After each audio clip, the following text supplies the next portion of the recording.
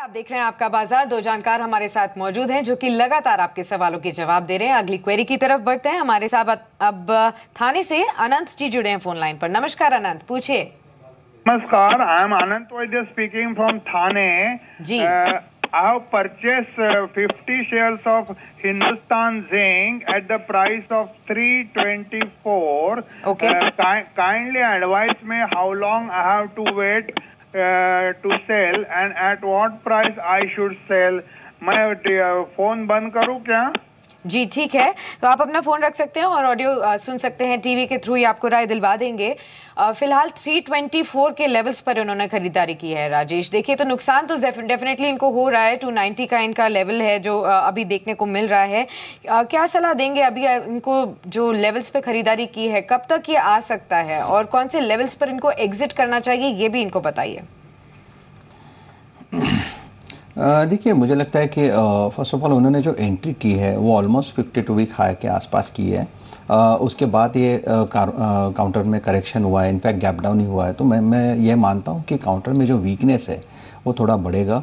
और इनफैक्ट मुझे लगता है कि लास्ट टाइम भी हम लोगों ने हिंदाल को या वेदांत पे इसी तरह से बात की थी, क्योंकि होता यही है कि मेटल स्टॉक्स में लोगों को buy on dip strategy comfort देती है, लेकिन कहीं ना कहीं ये भी सोचना पड़ेगा कि काउंटर ओवरबॉट हो चुका है और यहाँ से एक करेक्शन आना चाहिए। अगर फॉर एग्जाम्पल हिंदुस्तान जिंक की बात करें तो 120 से लेके इसमें रैली जो आई है 330 तक आई है, तो इट्स क्लियरली इंडिकेट्स कि एक्सट्रीमली ओवरबॉट है और एक करेक्शन है। तो आपको एग्जिट लेना पड़ेगा। यहाँ पे मैं पर्टिकुलरली स्टॉप लॉस इसलिए नहीं दूंगा क्योंकि स्टॉप लॉस की हिट होने के चांसेस बहुत ज़्यादा है। इमीडिएट जो सपोर्ट दिखता है वो है 270 के आसपास, which is nothing but it's 200 DMA level. तो स्ट्रैटेजी यही रहेगी, either don't put a stop loss, wait एक 270 तक का एक करेक्शन कंप्लीट होने दीजिए, उसके बाद एक टेक्निकल पुलबैक आएगा और पुलबैक में प्रोबेबिलिटी यही कहती है एक बार 310 तक ये आ सकता है, वहाँ पे आप इसको एग्जिट कर लीजिए। जी, फेसबुक के जरिए भी हमारे पास क्वेरीज आ रही हैं। दो क्वेरीज ले लेते हैं। एक तो सौरभ गुप्ता ने सवाल भेजा है सुमित इंडस्ट्रीज पर 175 शेयर हैं 41 के प्राइस पर, और दूसरा सवाल भेजा है देवेश शर्मा ने गति पर 400 शेयर्स, परचेजिंग प्राइस 140 का। मिस्टर महाजन, सुमित इंडस्ट्रीज टेक्सटाइल स्पेस की कंपनी 41 की बाइंग है और दूसरा स्टॉक है गति का जहां पर 140 की बाइंग है, और लॉजिस्टिक्स और टेक्सटाइल्स दोनों ही ऑन एंड ऑफ ट्रेडर्स के रडार पर रहे हैं। दोनों स्टॉक्स पर व्यू क्या है आपका? पहला क्वेश्चन था आपका Sumit Industries, am I right? जी।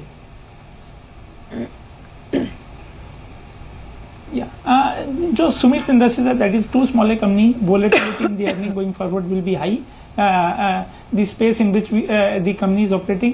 हमें लगता है कि any pull back use that as a opportunity to exit out of that stock. As far as Gati Industries is concerned, the stock has been languishing at around current level for a pretty long period of time. Though उसने थोड़ा सा up move देखा होगा on account of this GST related approval. The company on a standalone basis has got 45% turnover coming from Express Logistics. Express Logistics is a space जहाँ पर nearly 50% of the business is in unorganized sector. Once GST gets implemented, nearly 65% of the truck owners have got less than 5 trucks, whereas Gati is the largest in that space, one of the largest in that space. हमें लगता है कि around GST implementation you could see a bump up in the stock price. Use that as a exit opportunity. There will be better stocks in the marketplace. Sure.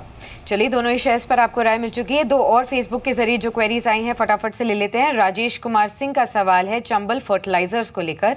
87 के भाव पर खरीदारी यहाँ पर की हुई है, 2 रुपए के आसपास का इनको अभी मुनाफा हो रहा है।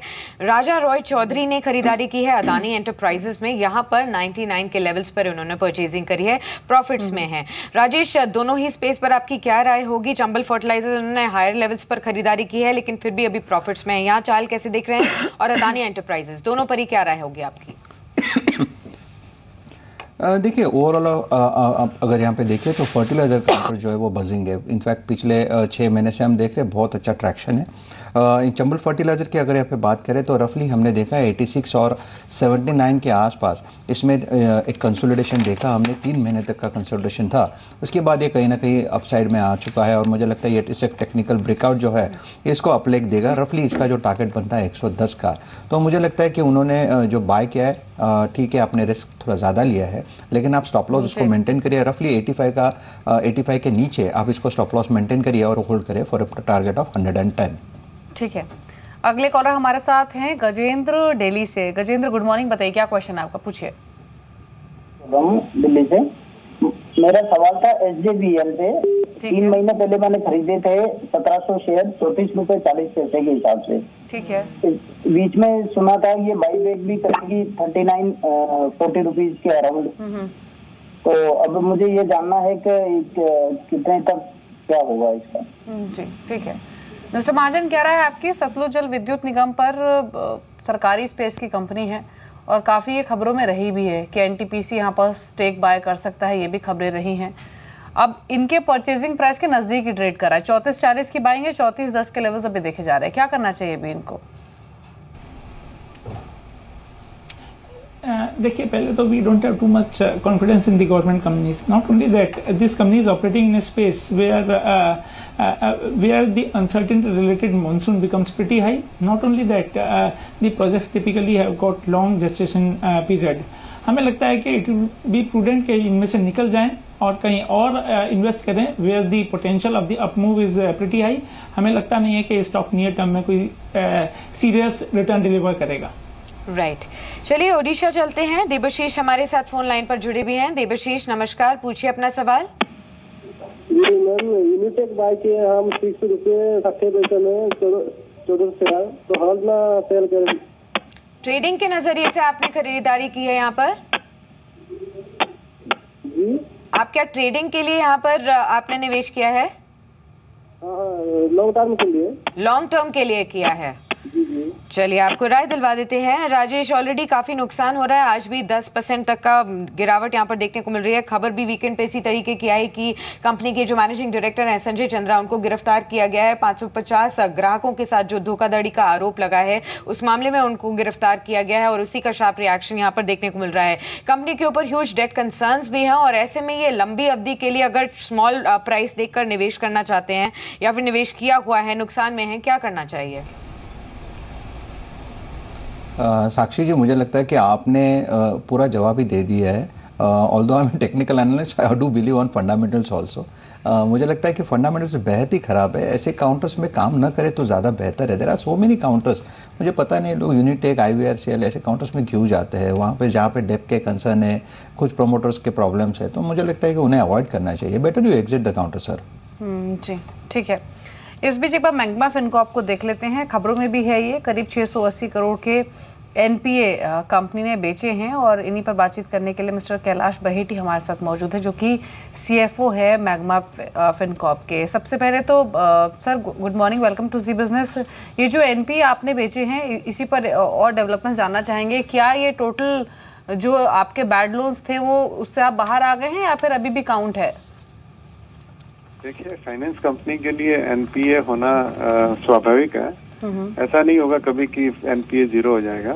लेकिन हमारा जो NPA था 730 दिन से ज्यादा जो NPA बकेट में था, मतलब कि NPA होने के बाद करीब टोटल 2 साल NPA होने के बाद करीब 20 महीने तक जो NPA बकेट में था फॉर हमारी एसेट बेस्ड फाइनेंस बिजनेस में, और NPA होने के बाद करीब 60 दिन तक था हमारी मॉर्गेज बिजनेस में, वो सारा हमने बेच दिया. तो 730 प्लस पूरा ABF बेच दिया और 180 प्लस पूरा करीबन पूरा, दोनों में करीबन पूरा का पूरा हमने बेच दिया. कुछ हमारे एसेट्स थे वो एडवांस स्टेज ऑफ रेजोल्यूशन थे, उनको छोड़ के बाकी सबको बेच दिया. तो it is a one time significant reduction. तो हमारा करीब 1800 करोड़ रुपए के करीब NPA था बिना RBI के डिस्पेंसेशन के. उसमें से हमने 679 करोड़ बेच दिया. तो ऑलमोस्ट अबाउट मोर देन रफली अबाउट 40% NPA हमने बेच दिया. ठीक है. तो इसी से फॉलो अप एक चीज और मैं आपसे जानना चाहूंगी. पहला तो ये कि जो बाकी बचे हुए NPA हैं, जो बाकी 60% बचा है NPA फ्रंट पर, उसे कैसे रिजॉल्व करने का प्लान कर रहे हैं. और दूसरा ये क्या ये कहा जाए कि जो डीमोनेटाइजेशन ब्लूज रहे हैं वो अब ओवर होना शुरू हो गए हैं. ये जो Q4 रहा है ये कैसा टर्न आउट क्वार्टर रहा है पोस्ट डीमोनेटाइजेशन? तो हमने जो वन टाइम एक्सरसाइज की, इसमें हमारे बहुत पुराने NPAs थे वो हमने सारे के सारे एक बार क्लीन अप कर लिए. उसके बाद अब जो बचे हैं वो हमारा एवरेज एनपीए बकेट में जाने के बाद सिर्फ 8 महीने का एवरेज लाइफ स्पेन है। एंड पहले हमारा फोकस था वो चारों तरफ था, सारे के सारे एनपीए रिजोल्व करने थे। अब चूंकि हमने एक बड़ा पार्ट जो स्पेशली हार्डर बकेट में था वो सारा का सारा जब हमने बेच दिया, तो अब हम लोग फोकस कर पाएंगे अपने बाकी के एसेट पे जो हमारा 120 से 730 के बीच में है, रिलेटिवली यंगर बकेट में है। तो डेफिनेटली जो रेजोल्यूशन रेट है will improve on these NPAs, and we feel that now we are in far better control of our NPAs.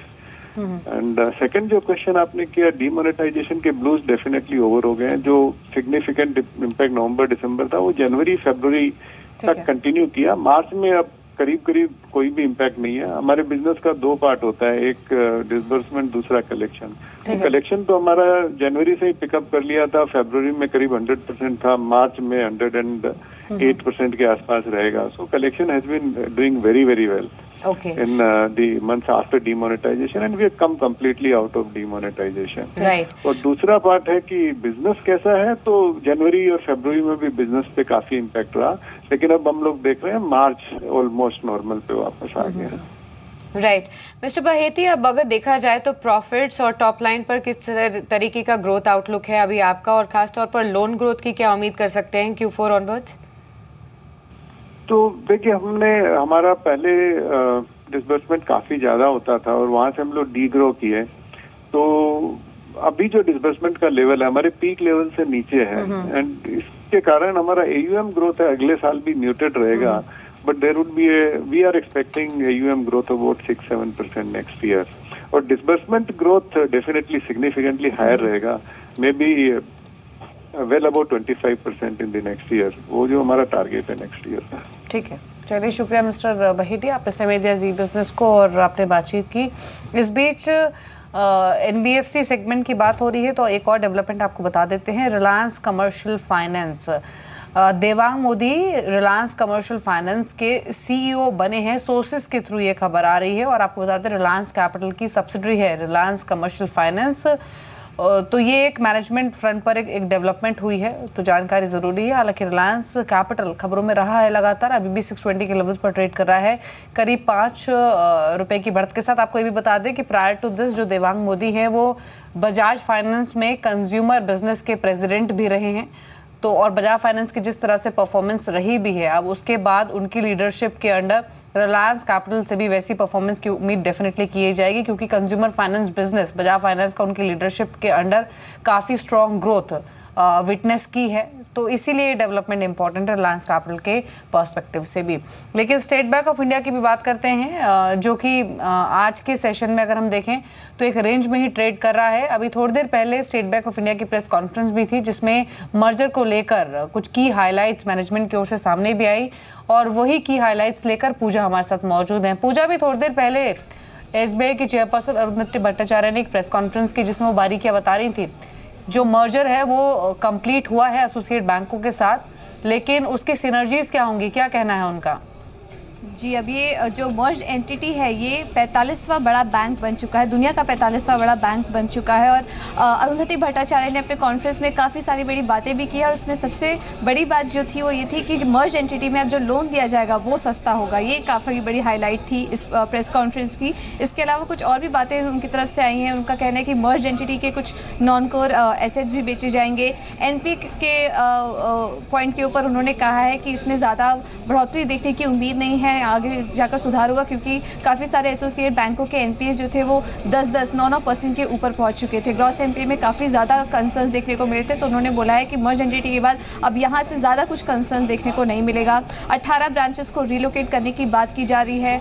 Total cost में कमी आएगी, क्योंकि कुछ एम्प्लॉयज़ को भी यहाँ पर रीडिप्लॉयमेंट करने की बात की जा रही है, तो टोटल कॉस्ट में इनके कमी आएगी। इस मर्ज एंटिटी के बाद जो ग्राहक हो चुके हैं वो 50 करोड़ ग्राहक हो चुके हैं, और इनके जो अकाउंट्स हो चुके हैं वो 74 करोड़ के अकाउंट हो चुके हैं। यहाँ पे यह कहना है कि कैपिटल एजुकेसी रेशियो जो है वो 13.4% के आसपास हो चुका है। और एक और बड़ा इंपॉर्टेंट पॉइंट जो अरुंधति भट्टाचार्य ने हाईलाइट किया वो ये है कि इंटरनल AQR के जरिए बैंक ने करीब 8600 करोड़ की प्रोविजनिंग की है, जो कि हम देखेंगे कि आने वाले नतीजों में ये चीज़ हाईलाइट होगी। लेकिन काफ़ी सारे सिनर्जीज इसके बाद क्रिएट होंगी और आगे आने वाले समय में हम देखेंगे कि किस तरह के और डेवलपमेंट यहाँ पर देखने को मिलते हैं। एब्सोल्युटली, शुक्रिया पूजा आपका ये सभी हाईलाइट्स बताने के लिए। जो प्रेस कॉन्फ्रेंस में चेयरपर्सन अरुंधति भट्टाचार्य ने की हाईलाइट्स बताई वो भी एक बार सुन लेते हैं। We currently now have customers that are in excess of 500 million and in excess of 740 million is the number of accounts we have. The report merger, that is the merger at the report level, has been completed, and this would be around 700 consolidated reports. The treasury and the dealing room of all the 6 have been seamlessly completed, and today the treasury has begun working as one. This integration also has taken into account a seamless integration of our web channels. So anybody with their old ID and password, and they can log in not only with their old ID and password, they can log in with their old website address, and they will get seamlessly transferred into the integrated entity.